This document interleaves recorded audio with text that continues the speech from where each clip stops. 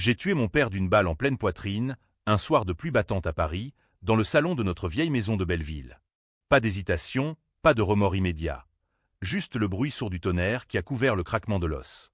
Il s'est effondré comme un pantin désarticulé, ses yeux écarquillés fixant le lustre art déco qu'il avait enchéri, ce lustre volé à un juif pendant la guerre, comme il me l'avait avoué un jour d'ivresse. Et moi, son fils aîné, le soldat insignifiant, j'ai souri pour la première fois depuis des années, parce que la vengeance, en France, n'est pas un caprice. C'est une symphonie macabre, un opéra de Dumas revisité par le sang et les trahisons familiales. Tout a commencé 3 mois plus tôt, au mariage de ma sœur Élise. Paris bruissait sous un ciel d'automne chargé de nuages bas, comme si la ville elle-même retenait son souffle pour notre petite cérémonie familiale au cœur du 18e arrondissement.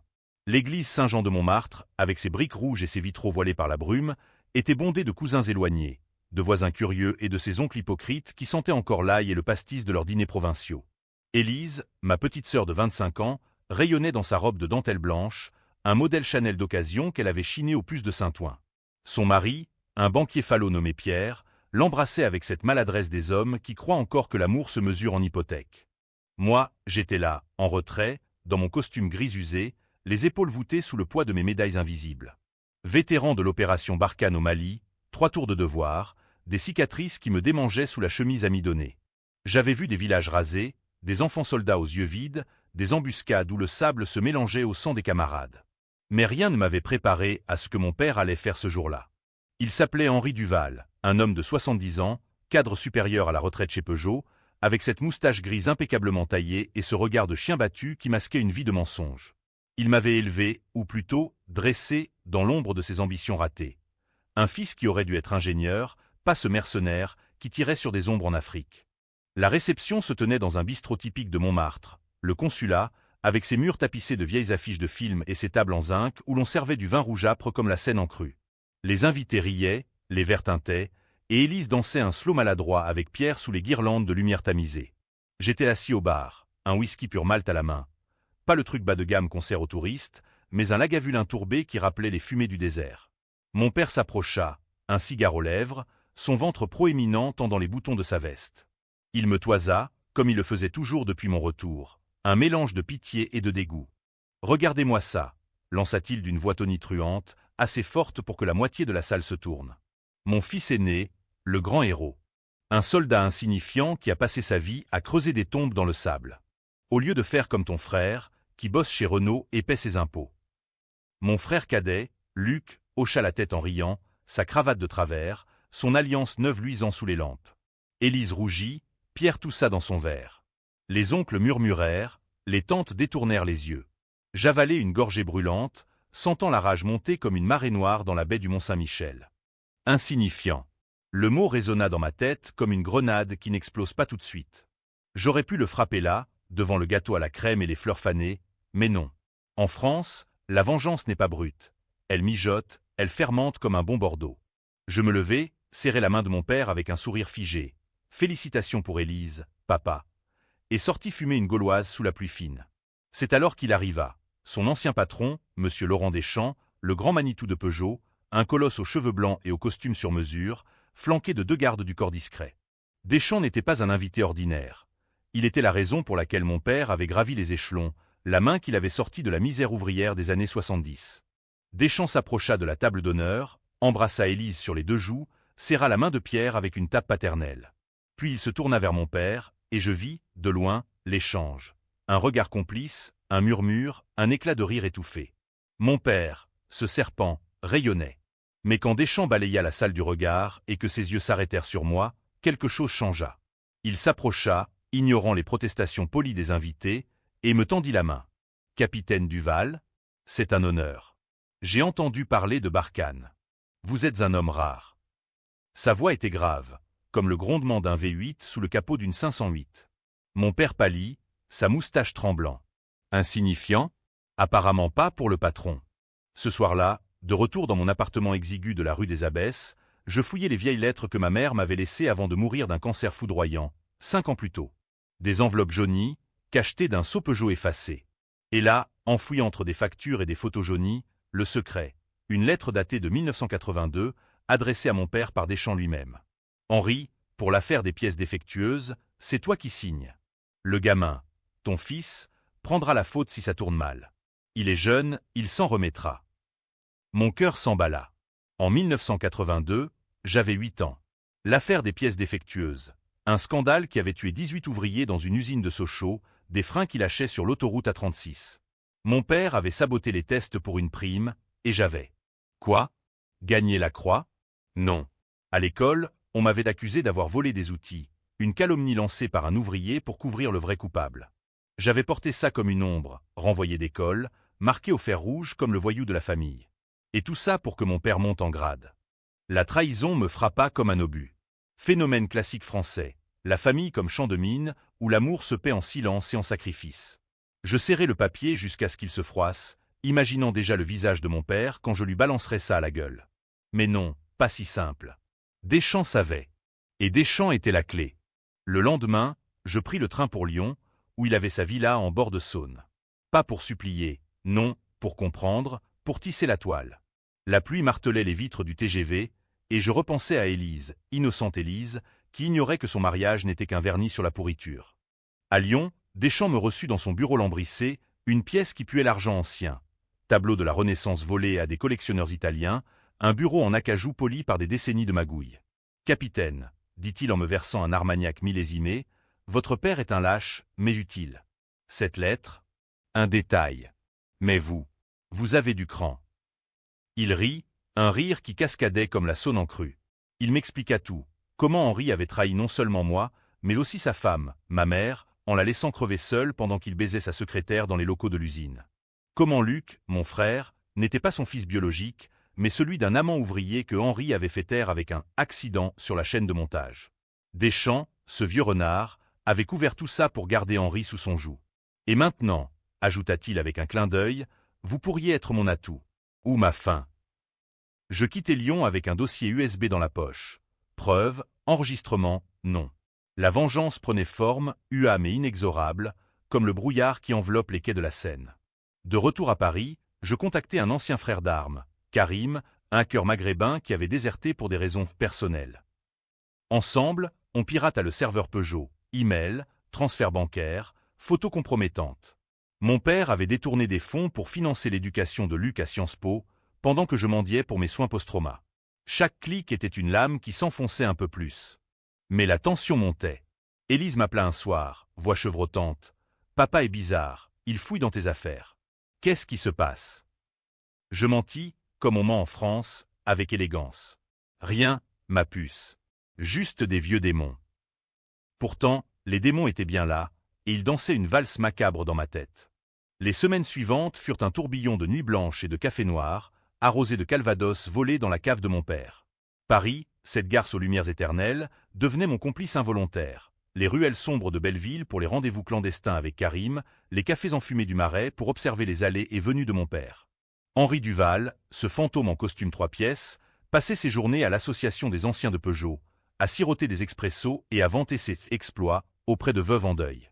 Mais le soir, il rentrait chez lui, dans notre maison familiale, une bâtisse haussmannienne délabrée, héritage de grand-père, un résistant fusillé en 44 pour avoir dénoncé un voisin par jalousie.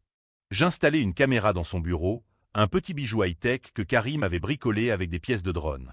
Les images granuleuses montraient tout, Henri compulsant des vieux dossiers, appelant Deschamps en pleurnichant pour une avance sur sa pension. Le gamin soupçonne quelque chose, Laurent. Il a vu la lettre. Deschamps, voix rocailleuse via le haut-parleur, laisse-le venir. S'il creuse, on le noie dans le Rhône comme l'autre. L'autre, l'ouvrier, le vrai père de Luc. Mon sang se glaça. Phénomène français pur jus. Les secrets de famille comme des champignons vénéneux, poussant dans l'humidité des non-dits. Je décidai de frapper le premier coup, subtil, comme un empoisonnement au thallium dans un polar de Simenon. J'envoyai une lettre anonyme à Élise, pas pour la blesser, mais pour la réveiller. Dedans, une photocopie de la lettre de 1982, avec une note « Ton père t'aime, mais pas autant que ses mensonges ». Elle débarqua chez moi le lendemain, les yeux rougis, la robe de mariée encore pliée dans son sac comme un fantôme. « C'est vrai? Papa t'a fait porter ça. » Je hochai la tête, la gorge serrée. Élise pleura, puis se durcit. « Il a ruiné ta vie pour grimper. » Et Luc. Ce salaud savait. Luc, mon frère, ce golden boy aux chemises impeccables, qui m'avait traité de psycho lors de mon retour du front. Oui, il savait. J'avais surpris une conversation, des années plus tôt, où il riait avec Henri. Le condamné a toujours été le bouc émissaire parfait. La trahison s'épaississait, couche après couche, comme un civet mijoté trop longtemps. Élise jura le silence, mais je vis dans ses yeux la fissure. La famille Duval, ce mythe bourgeois, craquelait. Pour la protéger, je l'éloignais, un billet pour un week-end à Deauville, pour te changer les idées. Pendant ce temps, je montais d'un cran. Avec Karim, on hacka le compte bancaire d'Henri. Des virements occultes vers une pute de luxe à Pigalle, des paris sur les courses à Longchamp. Rien de mortel, juste assez pour que son banquier l'appelle, l'humilie. Le lendemain, je le vis au consulat, seul au bar, noyant son spleen dans un ballon de rouge.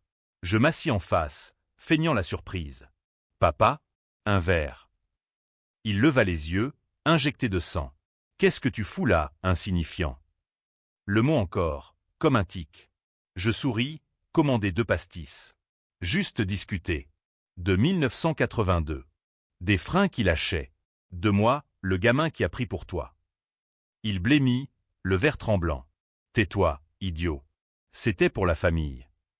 Pour la famille, j'éclatai de rire, un rire rauque qui fit taire les habitués. La famille, t'as tué maman pour ton ascension, Henri. Et Luc n'est même pas ton sang. Silence. Puis il cracha. Et alors? T'es qu'un raté, un tueur à gages pour l'État. Va crever au Mali. Ce fut le déclic. Pas la rage, non, la clarté froide, comme l'hiver normand. Je quittai le bar, laissai la note sur la table. 500 €, payés en liquide, avec un post-it, pour les tombes que t'as creusées. Dehors, la pluie redoublait, transformant les pavés en miroirs noirs. Je marchai jusqu'à la Seine, jetai mon alliance de baptême, un truc en or terni, dans l'eau trouble. La vengeance n'était plus un fantasme. C'était un plan, structuré, impitoyable. Karim m'attendait dans un cybercafé de Barbès, son hoodie taché de kebab. J'ai du neuf, frangin. Deschamps prépare un coup, rachat d'une usine à Mulhouse, avec des pots de vin via ton père. Si tu balances, c'est la tôle pour les deux. Parfait. Je contactai un journaliste, un vieux renard de Libération prénommé Jacques, qui haïssait les capitaines d'industrie depuis mai 1968. Rendez-vous dans un bistrot anonyme près de Bastille, falafel froid et café amer. J'ai le dossier, dis-je en glissant l'USB. Jacques haussa un sourcil. Et toi, dans tout ça? T'es clean. Je mentis, absolument. Mais au fond, je sentais le nœud coulant se resserrer. Gagner la bataille, perdre l'âme, classique français. Les jours suivants, la presse s'emballa. Un article en une, Peugeot et ses fantômes. Scandale des années 80 refait surface. Mon père appela, voix brisée. C'est toi, hein? Tu vas nous ruiner. Je raccrochai, savourant le silence. Mais le twist vint d'Élise. Elle avait fouillé, trouvé des lettres de maman accusant Henri d'adultère. Il m'a battu, tu sais, pour la couvrir. Battu. Le mot me frappa comme un coup de trick. Ma mère, cette fleur fragile de Provence, brisée par ce port. La tension culmina quand Luc débarqua, poing serré. T'es un traître, toi aussi. Papa dit que t'as tué des innocents au Mali. Projection pure, mais ça piquait. On en vint aux mains dans la cuisine, assiette volante, sang sur le carrelage. T'es pas mon frère, crachai-je en le plaquant au sol. T'es son erreur. Il partit, la lèvre fendue, jurant vengeance. Mais la vraie tempête couvait avec des chants. Il m'invita à dîner, un 3 étoiles près de l'opéra, foie gras et homard, vin de Château Margaux. Capitaine, on peut s'allier.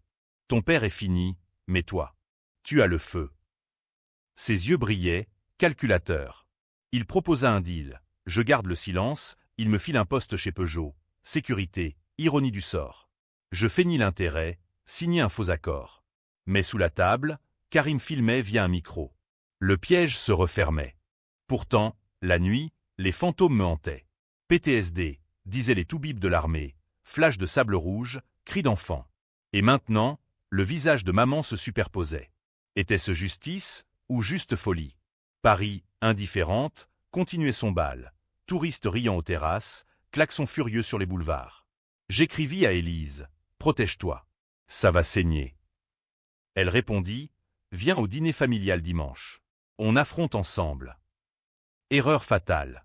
Le dîner familial fut un théâtre absurde, une pièce de Ionesco jouée dans la salle à manger aux meubles Louis-Philippe ébréchés. Dimanche soir, La pluie fouettait les fenêtres comme des applaudissements moqueurs. Élise avait insisté pour clore le chapitre. Pierre, son mari, tripotait nerveusement son iPhone, tandis que Luc arrivait en retard, un œil au beurre noir masqué par des lunettes de soleil. Mon père trônait en bout de table, bouteille de Bourgogne à portée de main, son visage un masque de cire pâle. Moi, je m'assis en face, couteau à découper le rôti à la main. Symbolique, mais lourd de sous-entendus. On servit l'entrée, escargot à la bourguignonne, ail et beurre fondus comme une promesse de poison. La conversation patina sur le mariage, le boulot de Pierre, les neveux hypothétiques. Puis Henri attaqua, direct comme un uppercut. « Alors, capitaine ?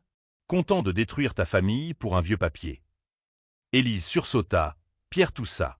Luc ricana. « Ouais, le héros qui vend son père aux journaux. » Je posai ma fourchette, lentement. Pas mon père. Un voleur. Un menteur. Et un assassin. Silence de mort. Élise murmura, « Les lettres de maman. » Henri bondit, « Ta mère était une folle. Hystérique, qui inventait des viols pour me coincer. » Le mot « viol » plana comme une grenade dégoupillée. Élise hurla. Pierre tenta de la calmer. Luc se leva, renversant son vin rouge sur la nappe blanche, tache écarlate, augure. T'as tué papa professionnellement, maintenant tu veux le finir. Je ris, amer, il s'est tué tout seul. Et toi, bâtard, t'as profité. La bagarre éclata, chaise renversée, poing volant. Henri attrapa un tisonnier de la cheminée, visa ma tête. J'esquivai, le métal sifflant l'air. Pierre appela les flics, sirène hurlante au loin. Mais avant qu'ils arrivent, Deschamps débarqua, inopiné, comme un Deus ex machina tordu. Henri m'a appelé. Panique totale. Il entra, parapluie dégoulinant, son aura de pouvoir emplissant la pièce. Les flics hésitèrent. Deschamps, c'était intouchable, un pilier de la République. Il balaya la scène d'un regard. Allons, messieurs. Une querelle de famille. Pas de scandale. Il m'emmena à part, dans le couloir sombre. Tu joues avec le feu, Duval. J'ai effacé tes traces au journal. Mais si tu continues, Élise paie. Menace voilée, classique des puissants français, la famille comme levier. Je serrai les dents, touche à elle, et je te descends comme un lapin à la chasse. La nuit se referma sur moi comme un étau. Arrêté pour trouble à l'ordre public, je passai la nuit au commissariat du 18e, menottes froides contre la peau. Karim me sortit à l'aube, caution payée par un fonds occulte. Deschamps a des flics dans la poche, grognatait-il. On se planqua dans son squat de la chapelle, mur tagué de slogans anticapitalistes. Là, on affina le plan, diffuser les preuves au monde, pas à Libé, plus impact. Mais le doute rongeait, et si Élise était complice ? Non, impossible. Pourtant, un appel anonyme, laisse tomber, ou ta sœur c'est pour le Mali. Le Mali. Mes flashs, un village bombardé par erreur, civils morts, un rapport étouffé par l'armée. J'avais porté ça seul, gagé le silence pour l'honneur du régiment.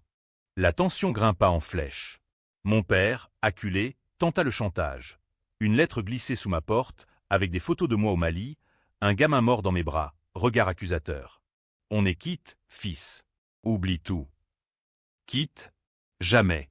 Je brûlai les photos dans un brasero de fortune, cendres volant vers le ciel gris de Paris. Puis je frappai, un email à Deschamps, avec un extrait audio. Henri confessant et l'adultère, la baston contre maman. Rencontre-moi au Pont des Arts, minuit. Ou ça part aux médias. Minuit sonna, la scène léchant les piliers comme une amante jalouse. Deschamps arriva seul, écharpe de cachemire flottant au vent. T'es un dur, Duval. Mais naïf. Il sortit un dossier, mes propres péchés au Mali, classé secret défense.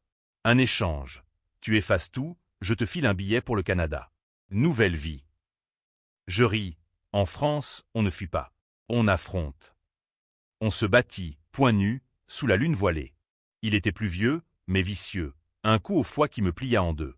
Je ripostai, genoux dans les couilles, le plaquai au parapet. Pour maman. Il haleta. Henri. Il a tué l'ouvrier. Pas moi. Pour Luc. Le twist me frappa. Mon père, assassin direct. Pas Deschamps le marionnettiste, mais Henri le bourreau. Je le laissai partir, boitant, jurant, t'es mort. De retour au squat, Karim avait tout, vidéo, aveu. Mais Élise appela, voix brisée, papa dit que t'es un monstre. Comali, t'as. Elle sanglota.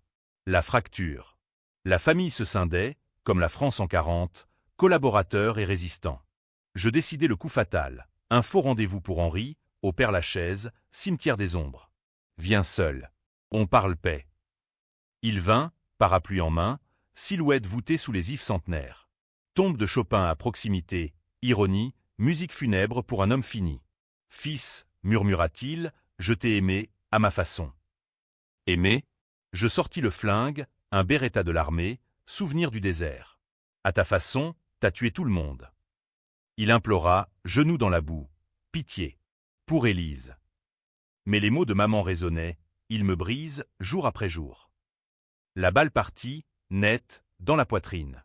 Il s'effondra, gargouillant un pourquoi, que je n'entendis pas. Le tonnerre gronda, lavant le sang dans la terre humide. Je partis, ombre parmi les fantômes. Jim Morrison, Proust, tous témoins muets. Les jours après le meurtre furent un brouillard éthylique, un opéra wagnérien où les leitmotifs de culpabilité se répétaient en boucle. Paris, complice muette, m'avala dans ses entrailles. Métro bondé le matin, où je fixais les visages anonymes en me demandant qui savait. Nuits errantes le long des bouquinistes du quai Malaquais, fouillant des vieux polars pour y trouver absolution. Karim me cacha dans une planque à Pantin, un entrepôt désaffecté puant la rouille et les souvenirs d'usines mortes. T'as franchi la ligne, frangin, dit-il en me tendant une bière tiède. Maintenant, fuis ou combat. Combattre. En France, la revanche est un labyrinthe. Tu crois avoir gagné, et les murs se referment. Élise apprit la nouvelle par la radio. Cadavre d'un retraité au Père-Lachaise, coup de feu suspect, et débarqua au squat, pierre sur les talons comme un chien fidèle. Ses yeux, gonflés de larmes, me transpercèrent. C'est toi? Dis-moi que non. Je ne dis rien, juste un hochement. Elle s'effondra, poing sur ma poitrine. Monstre! Il était notre père. Pierre la retint, murmurant des « calme-toi, inutile ». Puis le silence, lourd comme un linceul. Pourquoi? Demanda-t-elle enfin. Je lui racontai tout, la lettre, les coups sur maman, l'ouvrier assassiné pour Luc. Elle pâlit. Luc. Il savait. Et moi, j'ai fermé les yeux. Aveu. La famille, ce poison lent, nous rongeait tous. Luc, le survivant, contre-attaqua vite. Il alla voir les flics, inventa une histoire. Moi, le PTSD dérangé, harcelant Henri pour héritage. Deschamps, ce serpent, le coachat, avocat, média. Un article dans le Figaro, le vétéran fou, tragédie d'une famille brisée par la guerre. Les lecteurs prirent parti. Certains me plaignirent, pauvre héros trahi. D'autres me lyncharent, meurtrier ingrat. La France divisée, comme toujours, gauche compatissante, droite répressive. Manifestations éphémères devant l'Élysée, justice pour les Duval. VS. Stop à l'impunité des soldats. Je ripostai depuis l'ombre. Avec Karim, on balança le dossier complet. Adultère, meurtre, pot de vin. Le Monde titra « Peugeot impliqué dans un homicide des années 80 ». Deschamps paniqua, appela une conférence, calomnie d'un déséquilibré. Mais les preuves étaient béton, enregistrement, virement. La bourse plongea, action Peugeot en chute libre. Luc, ruiné, vendit l'appart familial pour payer les frais. Élise, déchirée, choisie. Je te pardonne pas, mais je comprends. Elle partit pour Nice, chez une tante, emportant les cendres d'Henri, refusant l'enterrement, pour qu'il pourrisse seul. La traque s'intensifia. Flic en civil à mes basques, drone Peugeot survolant Pantin. Karim et moi filâmes à Marseille, port puant l'anisette et les combines. Là, dans un bar de la Canebière, on rencontra un contact, ex-DGSI, un dur à cuire nommé Raoul, qui haïssait Deschamps depuis un scandale d'espionnage industriel. Pour 50 000, je te file l'immunité, grognatait-il, cicatrice barrant sa joue. Deal scellé sur une partie de pétanque, ballon claquant comme des os brisés. Raoul infiltra, Deschamps préparait sa fuite, yacht amarré à Monaco, valise de cash. Le chaos trao frappa comme une Mistral. Je m'infiltrai sur le yacht, nuit sans lune, Méditerranée noire comme l'encre. Deschamps, en peignoir de soie, sirotait un cognac sur le pont. Duval. T'es tenace. Je braquai le Beretta, pour l'ouvrier. Pour maman. Il rit, ton père était faible. Moi, je construis. Peugeot, c'est la France. Débat philosophique absurde, sous les étoiles. Capital vs. 100. Il tenta de m'acheter, chèque en blanc. Je refusai, tiré en l'air. Alarme hurla, garde accoururent. Fusillade, balles ricochant sur le bastingage, celles piquant les plaies. Je touchai un garde, Karim en descendit un autre depuis un Zodiac volé. Deschamps s'enfuit en jet-ski, riant comme un damné. Je le poursuivis, vague après vague, jusqu'à une crique rocheuse près de Cannes. Là, acculé contre les falaises, il implora « Twist, Duval ». L'ouvrier, c'était ton oncle. Et Luc, ton demi-frère par maman. Choc. Maman avait trompé Henri. Non, l'ouvrier, amant et père de Luc, mais mon oncle, mensonge ou vérité? Deschamps cracha. Vérifie. Elle t'a gâté, toi, le vrai fils. Le flingue trembla. Tirer ou pas? Les lecteurs, vous choisiriez quoi? Héros ou monstre? Je tirai dans la jambe, pas mortel. Pour la douleur. Il hurla, hélico des flics au loin. Je filai, saignant, vers l'intérieur des terres. La vengeance, mi-victoire, mi-poison. L'aube se leva sur la Provence comme un verdict. Olives torsadées, champs de lavande fanée, vent chaud chargé de regrets. Je roulai vers Avignon, une vieille Peugeot volée. Ironie, radio crachotant des nouvelles. Arrestation de Laurent Deschamps pour corruption. Affaire Duval, le fils en fuite. Luc avait parlé, Élise gardait le silence. La fracture irréparable. À Avignon, pont du Rhône en ruine, je contactai Raoul. Vérifie le twist. Il rappela vite. Vrai. Ton oncle, amant de ta mère. Henri l'a tué par jalousie. T'es clean de sang Duval. Clean. Le mot sonna faux. La vengeance m'avait sali plus que tout.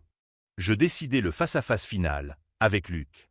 Il se terrait à Grenoble, chez une copine, appartement vu sur les Alpes enneigées, blancheur moqueuse. J'arrivai incognito, barbe de 3 jours, casquette enfoncée. Il ouvrit, surpris. Toi? T'es fou. On s'assit, café fumant, tension palpable comme un câble d'acier. Demi-frère, dis-je. Il blêmit. Deschamps t'a balancé? Ouais, maman. Elle aimait l'ouvrier. Papa l'a su, l'a balancé sous un camion. Aveu. Pas de larmes, juste fait cru. Et moi? Demandai-je. T'es le bon fils. C'est pour ça qu'il te haïssait. Haïssait. Pas détestait, haïssait, viscéralement. La discussion vira à la confession. Luc avoua ses propres mensonges, couvrir Henri pour l'héritage, ignorer les bleus de maman. On est maudits, tous. Peut-être. En France, les familles sont des tragédies grecques revisitées, Édipe à la sauce béarnaise. On but, on rit même, rire nerveux, d'homme brisé. Puis il proposa. Rends-toi. Je témoigne pour toi. Temptation. Mais non. La fuite, c'est pour les lâches. Les flics me chopèrent à la frontière italienne, près de Menton, checkpoint banal. Menottes, interrogatoire à Nice, juge aux airs de Victor Hugo, avocat en costard. Deschamps chanta, Henri mort mais accusé posthume. Moi, meurtre au second degré, circonstances atténuantes, trahison familiale, PTSD validé par expert. Le procès, cirque médiatique, télé en direct, tweetos divisé. Justicier ou psychopathe? Titre à Paris Match. Élise témoigna, voix chevrotante, il a vengé maman. Mais à quel prix? Luc, pâle, confirma les secrets. Verdict, 20 ans, aménageable. En cellule de Fresnes, grisaille banlieusarde, je lis Balzac, le père Goriot, écho parfait. La vengeance? Un poison doux, qui te laisse vivant mais creux. Twist final, une lettre d'Élise, enceinte de Pierre. Ton neveu s'appellera Henri, pour guérir. Guérir? En France, les plaies saignent éternellement. Mais peut-être, dans ce twist, une lueur. Pas de happy end, mais une trêve. Huam, disputé, comme il se doit. Et moi, le soldat insignifiant, j'attends, plume en main, écrivant cette histoire. Pour que vous jugiez. Héros? Monstre? Ou juste un Français, piégé dans la toile des siens?